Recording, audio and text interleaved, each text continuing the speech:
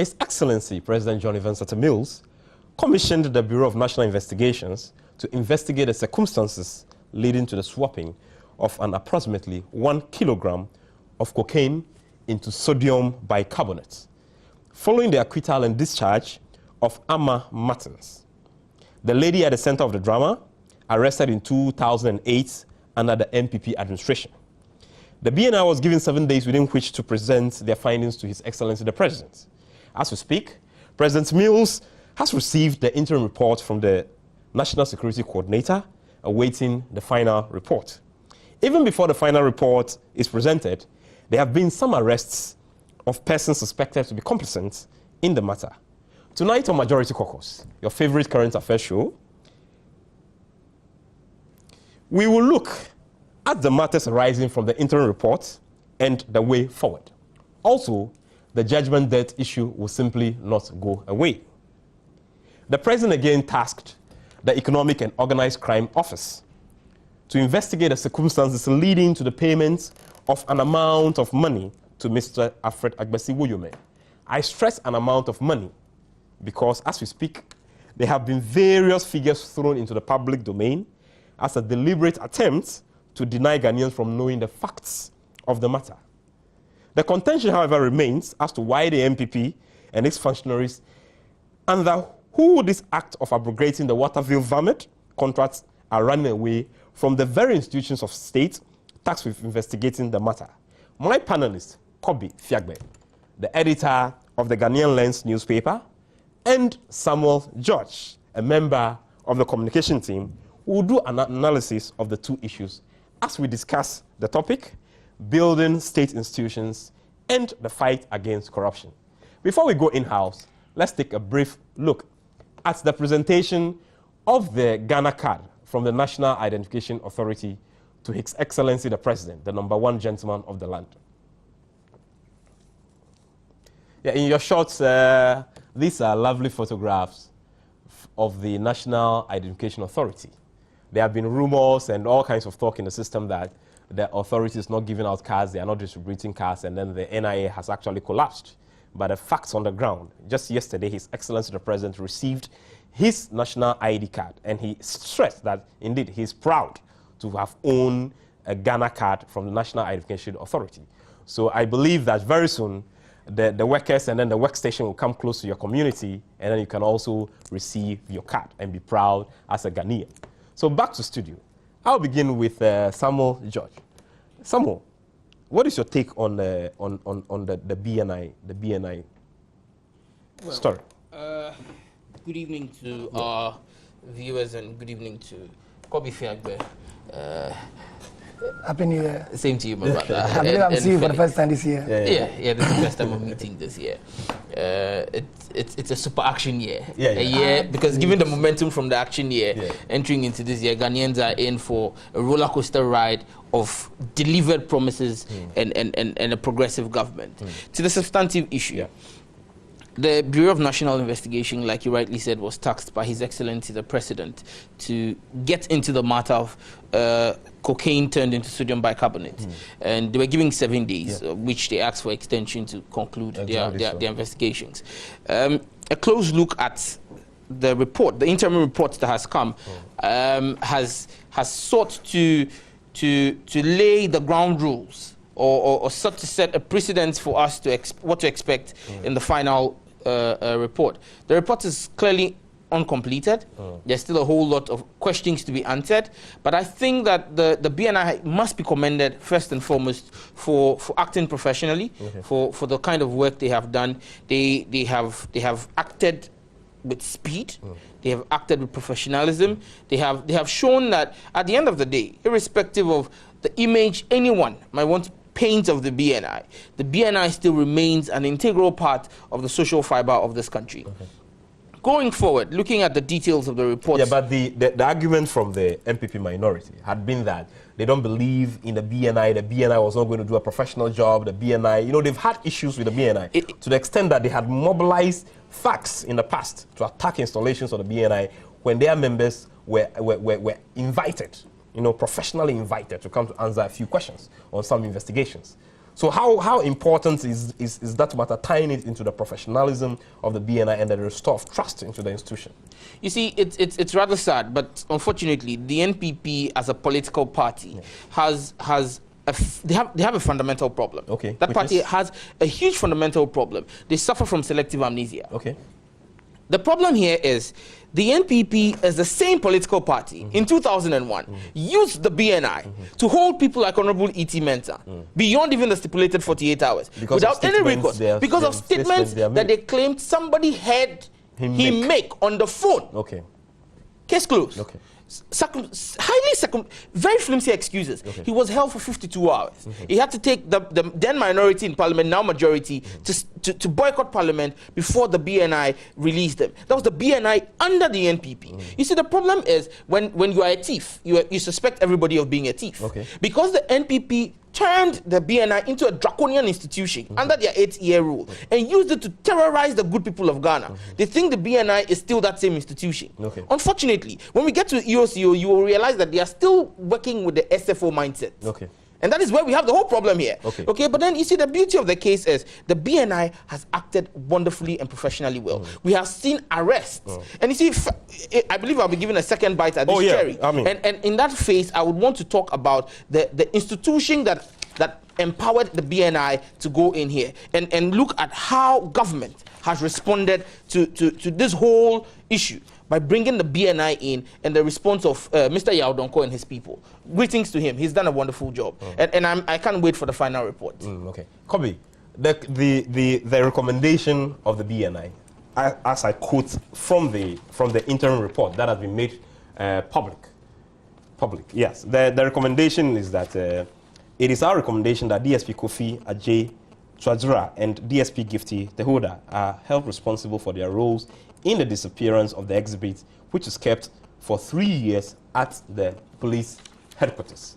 Even before the final report is presented to His Excellency the President, there had been the legal gymnastics have already begun.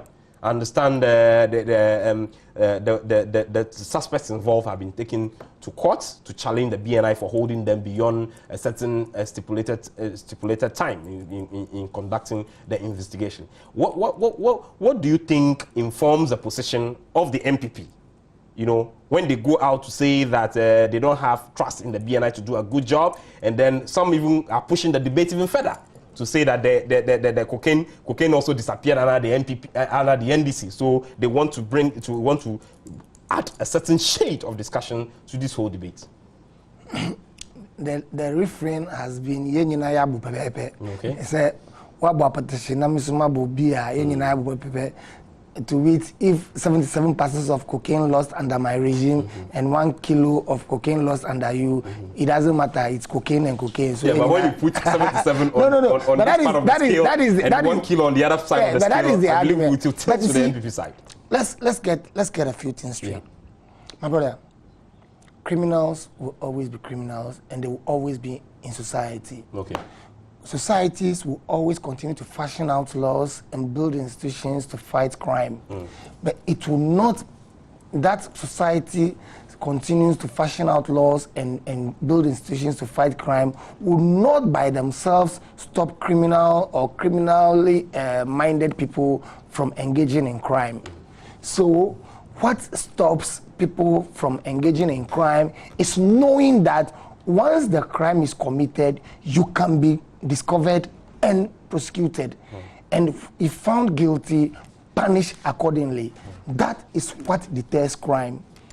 Now, when you have a situation where 77 parcels of cocaine got missing, and nobody, I stress the word, nobody ever got punished. No, I haven't gone too far. Nobody even got a finger pointed at him, let alone to be arrested and punished for that. What it does is that it strengthens suspicions of the criminally minded that, oh, it can be done, it has been done before, and it can be done. Okay. Now, and this, for me, is where I find it very, very useful that the president has said that, look, in this matter, I'm not going to accept that we cannot find solution to the answer. It must be found. It must be found. And I believe that at the end of the day, if they are not able to find it, some heads of institutions will have to sacrifice their jobs. Because it cannot be on any longer in this country that cocaine, no less, would get missing and we will not be able to track how it got missing. It cannot be on in this country. During the Editors Forum, His Excellency the President stressed that whoever is found complicit in any of these investigations, will be dealt with by the law. Just this evening, I understand the police, they have actually denying the findings of the BNI. And you also realize that the CJ also commissioned a probe into the matter that cleared the judiciary. Then the fingers pointed to the police from the BNI report, and the police are also saying that they are not complicit in the matter, and then going to the extent of even putting a price tag on anybody who will provide evidence on the matter. So the question is, whose report should we believe? No, it's not a matter of whose report should we believe. It's a matter of whose report can we prove with the evidence that would have been produced by the report to be conclusive. You understand? Believability and all that is only in the realm of you and I on the street. But this is a matter that is going to go to court. Now, I keep on saying that it is not what you know, it is what you are able to prove. I may know that you are a nice gentleman, but if I'm unable to prove it with evidence, I don't have any case. You understand? Now, the police raised some very cogent points, and I believe that the full report of the BNI should aim at answering those points. For instance, okay, fine, you are asking that we should hold Gifty Agbenyega and Tuadra responsible. Fine. So tell us, and not just that we should hold them responsible because she has had access to the suspect, or that this man had possession of the custody of the thing. The fact that he has had possession, tell us how the things so the why, and those are the things that the investigators, we are minded, as a trained investigator myself, we are minded to look out for. The why, the when, the what, and the where, and who. Those things must be answered by your investigations. And I believe that what the police have done this afternoon is only aimed at helping the BNI to focus on the remaining questions that remain unanswered by their interim report, to focus on those things and bring out the report. But for me, I'm gladdened that, look, for once in this country, we are determined to go to the bottom of the matter and get the people who did the thing. And I believe that if the institutions of state that have been mandated to act are acting, and they act professionally as my brother has commended them to have done, then we should be able to get to the bottom of the matter. And by the next 2 weeks, when the full report should be out, we'll have a headway. Of course, not everybody will accept the full report as sacrosanct, and they would be challenged. But if it's a good job is done, even if a challenge is mounted, that challenge is bound to fail because a good job has been done, and the very, very cogent questions have been answered. Samuel, it is intriguing that when the 77 parcels of missing cocaine came up, how come the BNI was not commissioned to look into that matter, but rather a public inquiry was established by the Kufuor administration? Many commentators said, and they say that it was a deliberate attempt to whitewash the entire scandal. What is your position on that matter? You see, my earlier submission, I stated that under the NPP, the BNI was transformed from its primary role of being a national investigative body to being a draconian institution that was used to hound opponents of the then government. And so the BNI under the NPP did not have what it took to undertake such a mandate. Is that why still they don't believe that the institution? That is the point. You see, that is why I explained earlier that the NPP is suffering from selective amnesia. They are suffering from withdrawal, a very bad withdrawal symptoms. Meaning? Those are what they are showing. You see, when somebody is an alcoholic and you're trying to get the person off alcohol, there are certain times the person craves for alcohol, or the person is a drug addict. Okay. If you're a cocaine addict and you're being taken off and you're in rehab, you see the way people they have this craving for the drug at a certain point in time. That's the problem of the NPP. Okay. They think that everybody is going to act like them. They think the BNI under the NDC is acting like them. And you saw a joke of a committee, the Georgina Wood committee, that even sought to suggest that the 77 parcels of cocaine was the figment of somebody's imagination. It was a mirage that never came onto the shores of Ghana. That was the import of the Georgina Wood report. And that was the end of the matter. She sought to, her commission or her committee sought to create a smoke screen to prevent Ghanaians from knowing the truth behind the 77 parcels of cocaine. She got a reward by being promoted even above seniors in the judicial system to become Chief Justice.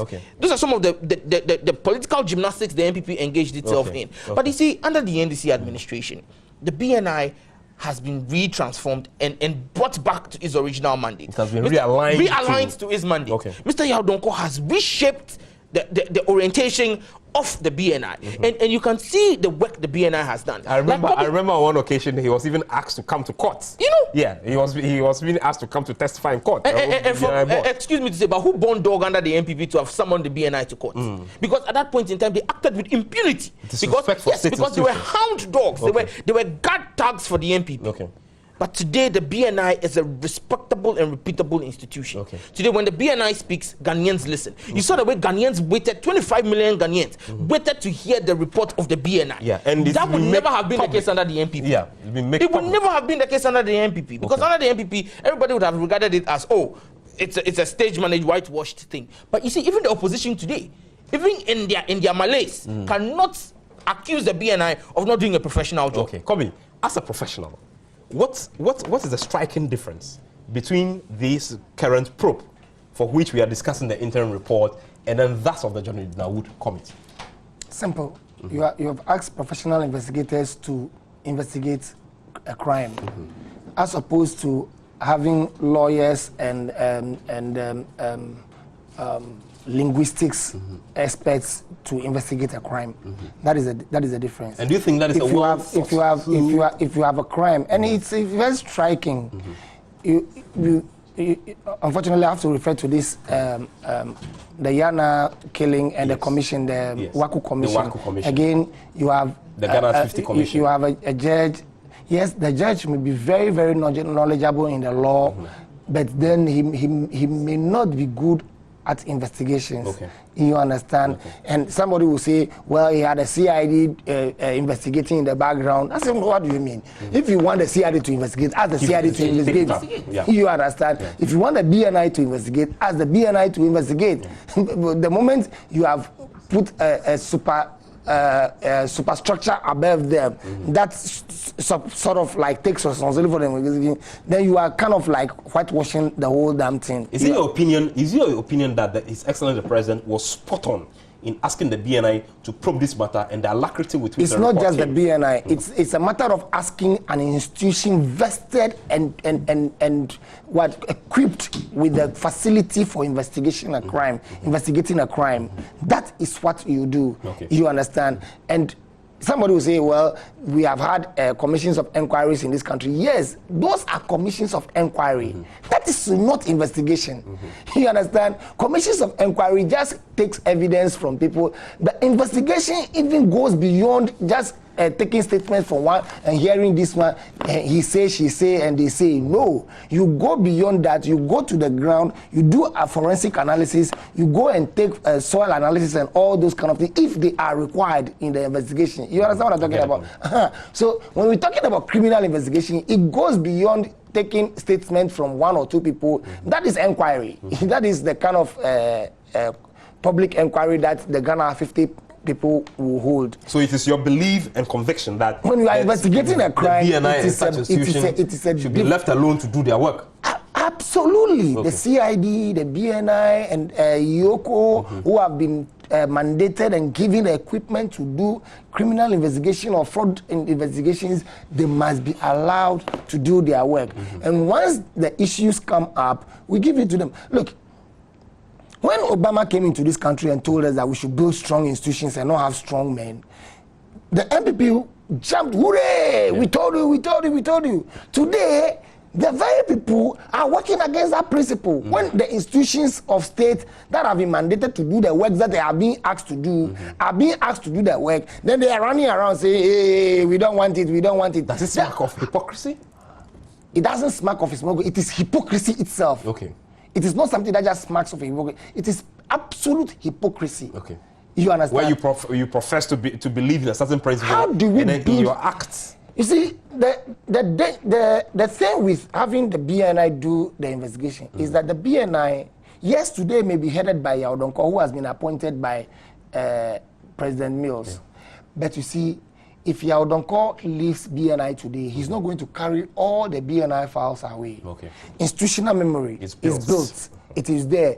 So tomorrow, and because Yaudonko knows that if I am not there, tomorrow somebody else will come into that office, and if I did not do the right thing today, that person can expose me by virtue of these records available. He is bound to follow the right things. Okay. But if you build a commission that tomorrow, after everything is said and done, he submits a report, sometimes the report even does not even get to the public. Where is the institutional memory? Okay. Where is the institutional memory in that one? You understand? And therefore, that in itself is not even a check on the commission to do a thorough job. But this is a man who has been, not the man, the institution that has been mandated by law. I think the issue of the institutional memory has been a major issue that has plagued the police service, where some investigations get stalled along the way, and then when another CID is tasked to continue the investigation, he or she doesn't know exactly where the issues came to, and some dockets even declare missing, to the extent that even when you go to the prisons, there are people there whose cases have not been heard for years. So they are still languishing in jail. No, but that has been a matter of record keeping with the police. Okay. And having been in the police before, I know there's so much deficiency by way of record keeping. Okay. You have people even actively working on investigation. Somebody will just come and steal your docket because he has an interest in the docket. Okay. You understand? Okay. So we'll go for a short break. Those things happen, and it's about how do you call it? Record keeping. And I think that it's about time that we electronically improve the police record keeping systems so that dockets are built electronically as well as physically. Yeah, the Mills administration is actually undertaking a huge project to develop a national data center. Yeah. I mean, I think somewhere around the Kofi Annan Center, work is going on. The construction work of that data center. So I want to believe that with time, at least we will go beyond such challenges that. But we must continue suffer. to build the strong institutions, and we must continue to have confidence in our institutions. Okay. Because at the end of the day, forget about who is heading the institution. That person knows that I am a Ghanaian and I am there because this government is in power, and tomorrow I will not be there. Okay. So I must do that which I will do, that if I am not in power and I'm called upon to answer, I can answer with a clear conscience, and I will not come and say somebody instructed me, and when you don't have to take any instruction from anybody. And so that is why it's important that we continue to have confidence in our institutions and work with them. In fact, in tasking the EOCO to investigate the issue of judgment debts, a statement was issued by Mr. Koku Anyidoho on behalf of His Excellency the President. And the statement, part of it reads that President Ivan Santa Mills directed the Economic and Organized Crime Office to investigate the circumstances surrounding the payment of 42 million Ghana cedis to Vamed and Waterford Engineering and Mr. Afrewoyome as judgment debts. Then the statement goes on to say that EOCO was also to find out the total amount of money paid out as judgment debts since the present administration assumed office on January 7, 2009. It said the investigation was also to ascertain the beneficiaries of those judgment debts paid so far. So the statement and then the focus of EOCO here is very clear. They are to investigate the circumstances leading to the payment of the debts, the beneficiaries, and the circumstances under which those beneficiaries received the judgment debts. The MPP, through the national chairman, says that they are asking their members not to cooperate with the EOCO until things are done their way. Kobe. I'm here. You are quiet. Yeah. Are you shocked? No, I'm not. And for me, it's only to be expected. Now, look at it this way. Okay. You were in government, an entity, and again, it comes down to building strong institutions. And when we talk about fight against corruption, the Kufuor administration that exited recently kept telling us that they established the procurement law, they established the what? There was an office under the president to those kind of issues of now, corruption. procurement law is one of the things. Now, you had the procurement law in place, and the procurement law explicitly, how do you call it, enumerated how contracts are to be won. A company won contract under those circumstances. Then the president and his team sat in the castle and decided that, look, this man is an NDC man, or he's not one of us, and therefore let's take the contract away from him. And when they were doing that, a minister in the government wrote a cabinet memo, and I'm talking Yao Safumafo, wrote a cabinet memo and said that, sir, if we do this, tomorrow we will open up not just ourselves, but the state of Ghana to a huge lawsuit that can result in huge damages against Ghana and even against we ourselves and being taken to court and all that. So today, because they were in power, and in those days they believed in that their mantra that, oh, the NDC it never come to power again. So, and if the NDC will never come to power again, there's no viable alternative, then we are the ones who are going to remain in power for a long time to come, and therefore we can do as we wish and move on. And so they did. Okay. Today the chickens have come home to roost. If the chicken has come home to roost, and the president is saying that, look, let's investigate this matter, and you know that your wrongdoing will be exposed, would you ordinarily cooperate with that investigation?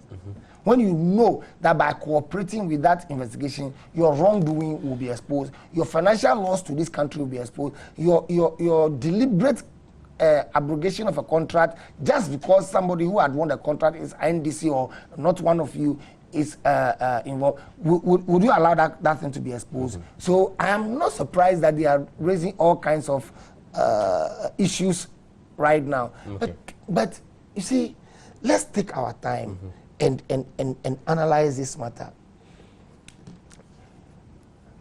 The MPP tell us that Alfred Agbesi-Woyome does not have any contract with government. Yet, they admit that Alfred Agbesi-Woyome was the lead person in securing the financial engineering that secured over 1 point something million, what's the name?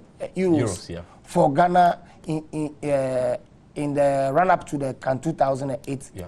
Not even that. I think he was even involved in getting some money for some projects. Yeah, for other sorry. But let's go one at a time. Okay. Now, when this man has done this, is it for the Christmas? Is it for free? The man has done work. Because you don't have contract with him and you have benefited from his work, so you shouldn't pay him. Is that the argument the MPP is making? That yes, we don't have a contract with you, but you have worked and brought money for us to work with, so we shouldn't pay you. We are for that Christmas, bye bye. We have taken the money, bye bye, go. Notwithstanding that the fact that if that man is going to secure that money, he will have to expend money, engage lawyers, engage a consultant and all that. So his money that he used to work to get the money for you to work, because you don't have a contract with him, so you are not going to pay him for his money. Is that what the MPP is telling us? Okay. Let me come.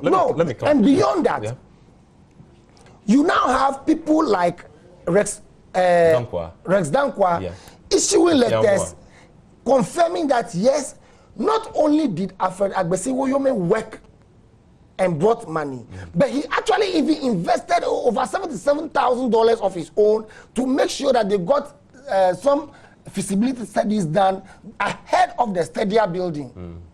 That money is still owing and unpaid.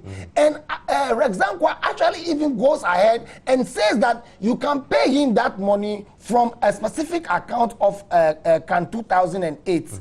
And he points to the account and says, You can pay that man from that money. Now, if this man has today gone to court, he is not just being paid on the word of Rex Dankwa, who ought to know because he was there. And Rex Dankwa is not NDC. He is a Kufuor appointed man in the LOC at the time. Yeah. You understand? Yeah. Now, if Rex Dankwa, and it's not that because Rex Dankwa said, the man actually went to court, and then based on negotiations, then they arrived at a figure, and it was being paid, which the court accepted. Because if the amount were outrageous, it was out of, the court would not have accepted, even though the Attorney General would have consented or may have consented, the court would ordinarily not accept it. Okay. Do you understand? Okay. So these are matters that the Ghanaian people have to be told the truth about. Okay, all right. George. But they don't want the truth to be told, and that's why they will be dodging from going to the institutions mandated by the state to look into these matters. George, a political party that professes that they believe in the rule of law, liberties, democracy, and they pride themselves as belonging to a certain class of the citizenry. The EOCO, which is a state institution, invites you, and then you tell the EOCO that we are not coming, unless, of course, we go to meet the Public Accounts Committee. And then from Jake's statement, he said that we wish to note that Parliament, through its Public Accounts Committee, will scrutinize all judgment debts contained in the judgment report. Our members will cooperate fully with the Public Accounts Committee of Parliament. Meanwhile, the head of the Public Accounts Committee, Kandapa, is an MPP MP. Don't they see any sort of conflict of interest in this matter? Felix, the issues here are very simple. You don't need to be a rocket scientist to understand the issues here. The EOCO, as a constitutionally or is a legally mandated institution, which is backed by the Constitution of Ghana and also backed by an Act of Parliament, Act 804 of 2010. And this is taking leave from Section 19, or Article 19 of the Constitution of the Republic. Article 19, 1D of the Constitution of the Republic mandates that we should have an institution like the EOCO. And EOCO is created by Act 804 of 2010. Okay. But I'm not surprised. You have MPP MPs like PC Apiafori saying that, who sits in Parliament, saying that he doesn't know what EOCO is. He's not even aware that there is an Act of Parliament that established EOCO. That is scandalous. That shows you the height of intelligence of the MPP. Should that issue just be dismissed on the value of it, or we should hold? Be careful, you are not told you are stupid fool. Anyway, that's just by the way. Do we just gloss over this matter? PC Apiafori's statement. We can't. Or we should take him on. PC Apiafori is an integral part of the MPP, one of their longest serving members of Parliament in the Parliament of Ghana. You understand me? And for him to say he does not know what the EOCO is, and for him to say that he doesn't even know that there is an act of the Parliament he serves in, and this man is paid with the tax from myself, yourself, and the cameraman in this studio. The tax we pay is used to pay PC Apiafori. And he has car loans and travels, gets per diems and all that. My goodness. And this is the quality of intellect that the MPP brings to bear in our nation politics.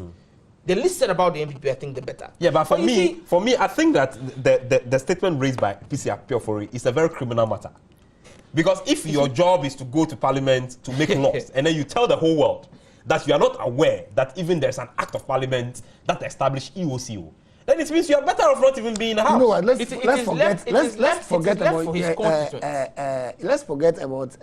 PC Apiafori and his lack of knowledge or otherwise, pretense or otherwise, and concentrate on the issue of whether there is a laws and whether the yes, MPP... I'm zeroing in on that. Yeah, let's zeroing in on that. It is important for us to understand the rationale behind Osafo Mafo's refusal to go to the EOCO. Yeah. It has nothing to do with not wanting to work with EOCO or anything. That man has a wife and children. Yeah.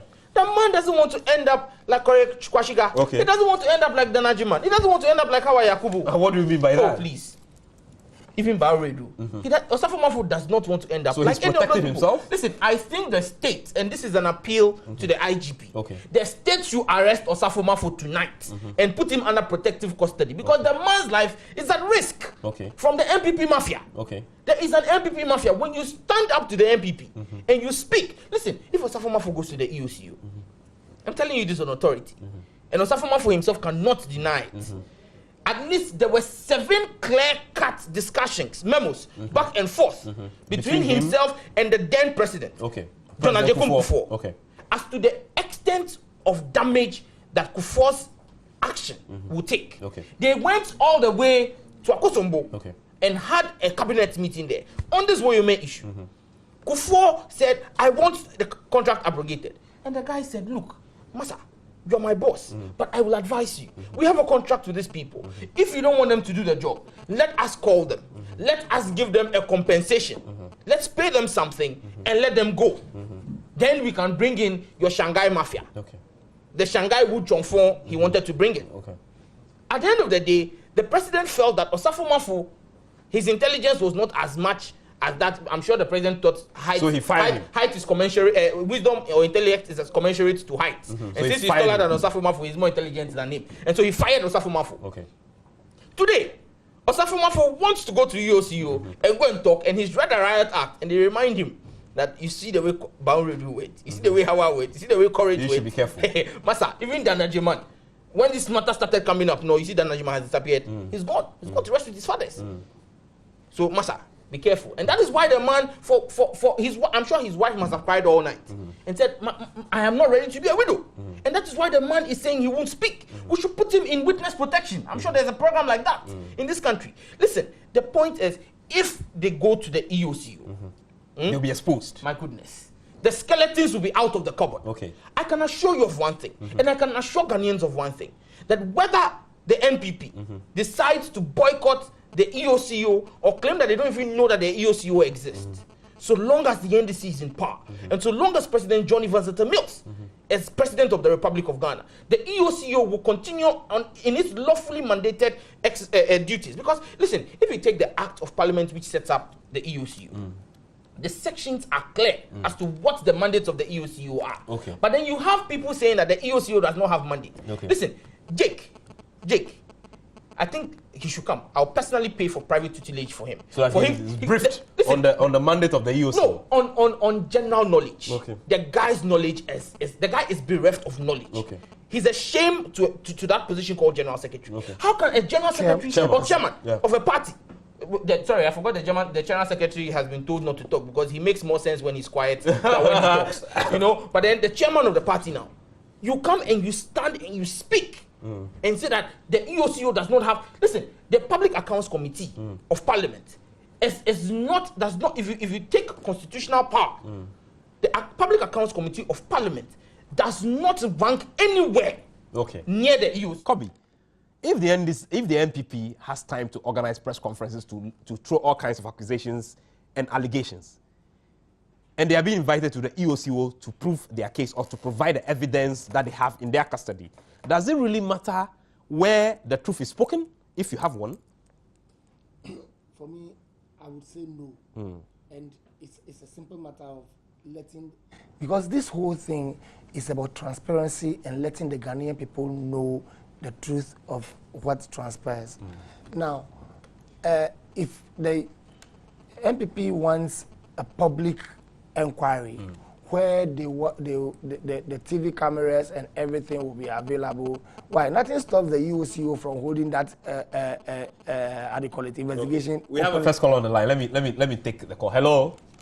Hello. Good evening. Yeah. Good evening, my brother.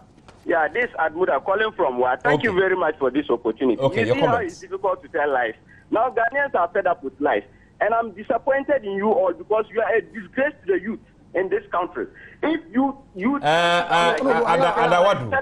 Adawadu, hello, can you hear me? Widely accepted and widely listened to network like this. It's unfortunate. Hello. Hello. Yeah, I think it will be very interactive if you can use very decorous language. And I always encourage our viewers that when you make contribution, at least let's cut out some of the very abusive and abrasive language to make the discussion also cut the very. Okay, thank you very much for your comment. Yeah, Kobe, back to studio. You were making your point. Can you continue with your point? Yeah, but let me say that I would have been happy if he had spoken about what lie has been told on this set right now. Then we can address it. But so long as he just went generally, let's forget it. Yes, let's start. No, I'm saying that if it is about the circles that they want, the TV cameras and all that they want, it can be done at the EOCO. Okay. So I don't really get the point about if it's not our way, that it is no way. Okay. You understand? We don't build nations that way. I don't have a problem with any. Look, for instance, nothing stops Kandapa as chairman of the Public Accounts Committee. Okay, we have another caller. Let me pick him. Hello. Hello. Yeah, hello, my brother. Your contribution, please. I want to comment on what my brother has just called from WA. I think let's focus on the discussion and the topic and the review. Okay. Yeah. The program you people are doing, I like it very well. And I want my brother to tell them the truth. Okay. And it's the truth he's saying. They should continue to do what is the best for Ghanaians. Okay. I thank everybody and long live NDC. Okay, thank you very much, my brother. Forever. Yeah, Kobe. Forever. Back to you. Nothing stops any other body that believes that it is seized with the mandate to investigate this matter to start an investigation of its own accord. Okay. The Public Accounts Committee of Parliament, if it believes that it has the mandate and it has the wherewithal to do the investigation, should go ahead. Kandapa is the chairperson of and Kandapa is a bona fide MPP and a cabinet minister under the Kufuor administration. If he believes that he has the mandate and the wherewithal... Can you be a judge in your own court? No, I don't have a problem with... Somebody will argue that after all, the EOCO boss is also appointed by President Mills. Okay, we have another call. So I don't have a problem with that one at all. Let's take the If they believe they have the mandate, they should go ahead and do the investigation. Hello. Hello. Yes. Good evening and welcome to the show. Hello. Good evening. Yeah. Your contribution, please. Good evening. Yeah. Good evening. Good evening. Yeah, we can hear you loud and clear. Right. I'm wondering why all this is going on. Okay.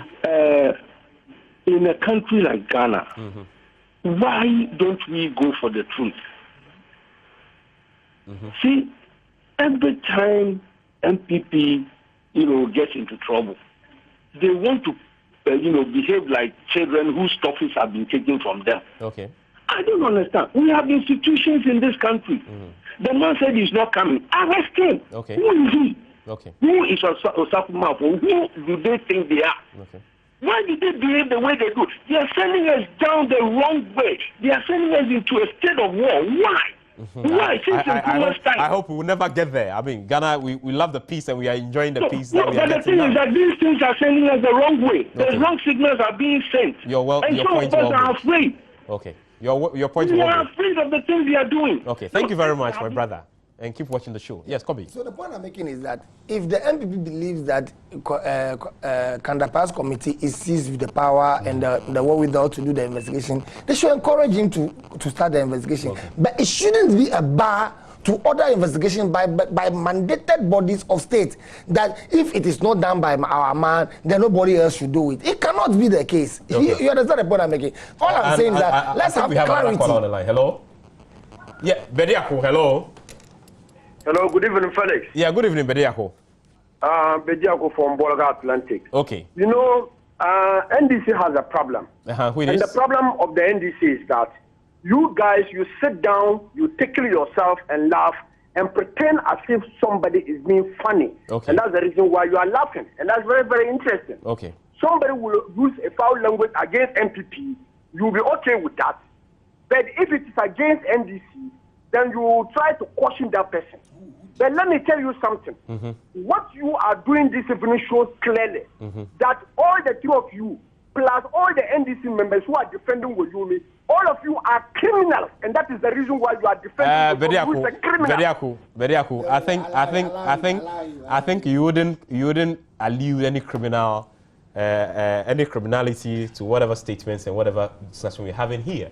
If you think anybody here is a criminal, the best thing for you to walk to the nearest police stations to launch a complaint. Kobe, back to you. Yeah. Okay. So that, like I'm saying, as far as I'm concerned, the fact that your preferred method is not going on does not mean that nothing else should go on. That's all I'm saying. Okay. I'm saying that they should ask Kandapa to start his own investigations using the parliamentary powers that are available to his committee to do it. Meanwhile, they should not also stop EOCO from going ahead to do the investigation. It's as simple as that. At the end of the day, we will arrive at the truth. Yeah. Samuel, what is the way forward? You see, the way forward, and just taking off from where the last caller ended. We have a caller on the line. Let me pick the caller. Hello? Hello? Yes, my brother. Your contributions, please. Your name, where you're calling from, your contribution. Okay, my name is Seiti. I'm calling from Wasekupo in the Western region. Okay, your contributions, please. Okay, thank you very much for your show. But I heard the other brother sitting at your immediate left saying that the NPP you heard what? Secretary, yes sir. Okay, all right. I heard him saying that the NPP secretary make more sense when he is very quiet than when he speaks. And we are in the country whereby we are all advising the youth to stop politics of insult. Okay. So in the comments, like say that when somebody keep quiet, the person make more sense when he is quiet. I think, in my own view or in my own opinion, seems like politics of insult. So I'll pardon or I'm telling you on the next time you shouldn't pass on the comments like that because we are youth learning from people like you. Thank you very much. Okay, thank you very much, my brother. I'm happy you said in your own opinion. Well, very well. If we hurt his sensitivities, I apologize to him. But then, like the other caller said, he said we are sitting here and defending Wyoming. Nobody has sat here and defended Wyoming. We are rather calling for the truth about the Wyoming case. And that is why the way forward for us is that the NPP should go to the EOCO and testify. They should tell us what they know about the Wyoming case. Because listen, all the NDC government has done is to come and be sued, go to court and enforce a court ruling. You see, there are so many stories making the rounds. But then the point is, why did the NDC go to court? The why the NDC went to court is known by only the NPP because it happened before 2008. It happened between 2005 and 2008. And so our appeal, as every good Ghanaian, every Ghanaian who wants this country to go forward, the only thing we can do is to ask the NPP to go back to the EOCO and tell the EOCO their story. There's nothing wrong, like Kobe said, with them telling their story to the EOCO, them telling their story to the PAC, public account. The facts are the facts. Go and tell the story. If the story is told, and we know and we get to know who has caused financial loss, who has brought this burden on the state. If it is Mr. Osafo-Mafo, he'll be made to face the law. If it is J. Kufo, he'll be made to face the law. If it is Kojo Mpenim, if it is the Attorney General of the NDC at the time, Betty Modi Drisu, if it is the Minister of Finance, Kwabena Dufo, whoever it is who has a complicit or a tacit relationship or has erred anyway, would be made to face the full rigors of the law. Let us know the facts of the case. 41 million Ghana cedis, 48 million Ghana cedis, 51 million Ghana cedis, 91 million Ghana cedis. These are different figures churned out by the NPP on various programs and various platforms as to the actual amount of money paid to Mr. Alfred Wyoming. Why won't they go out there to put out these figures to the bodies responsible for the investigation? You know what? For my position is very simple. Multiplicity of investigations can even be more helpful than harmful. I guess it. The reason simply is that if you go beyond to this body and you go and make statement A, you go to this body and go and make statement B, in the end, there is a way of tracking both statements and seeing that you have either been consistent or you have been inconsistent. You understand? So I'm saying that if it is your EOCO you are not comfortable with and you are comfortable with Kandapa's committee, go ahead and do that. But as for the number of figures that are being churned out, the last time I even heard the minority leader come out to say that it is no longer 58 million, but it's something cross. You understand? So really, as to the figures are only meant to whip sentiment against the government and make it look as though money that should have been used for something like development is being given to one individual. When indeed it is the case that somebody irresponsible and nation-wrecking act has resulted in this dilemma that we are confronted with today. If people had just been straightforward and acted in accordance with the law, if people had listened to Yao Osafo-Mafo's admonishment and said that, look, don't do it, it can lead to several difficulties for our country and even we as individuals, then we would not be where we are today. Yao Osafo-Mafo has proven to be a prophet in this matter, Okay. because his prediction has come to pass. Okay, all right. We have less than 1 minute. In rounding up, I think he made reference to the minority leader. Okay. The minority leader has been the most vocal person on this case. Okay. And he's fast losing his credibility as minority leader. Okay, He's becoming like a serial caller. Okay, and so we're going to plead with him that he should be circumspect in putting out information, and he should tell the truth. He should behave in parliamentary manner and not like a serial caller. Okay, thank you very much. Viewers, on that note, thank you so much for being with us tonight on the discussion, building state institutions and the fight against corruption.